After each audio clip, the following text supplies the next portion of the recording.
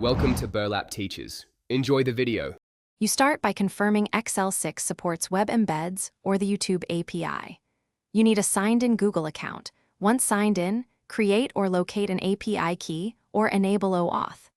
Open the workbook you'll use and enable macros and trust center permissions so web requests can run. You should also decide whether you'll embed video links, thumbnails, or streamer data. Pick one now, because the next step executes the chosen path immediately, pulling data into the sheet. Now you fetch and parse the content. Use Xl6 web query or a simple VBA get-to-request-o embed or the YouTube Data API endpoint. Supply the API key or OAuth token. Once the JSON returns, parse title, thumbnail URL, duration, and view counts into columns.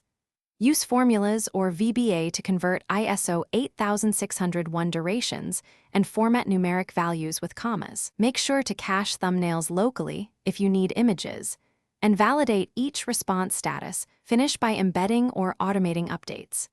Insert iframe links or create picture objects from thumbnail URLs and link them to cells. If playback is required, point users to the hosted link. Build a button or scheduled task to refresh data and handle rate limits by batching requests. If something fails, inspect the logged API response, confirm your API key or OAuth token, and verify quota usage. One key tip: rotate keys or add exponential backoff when you hit quota or transient errors. Thanks for watching. Consider subscribing if this video helped you.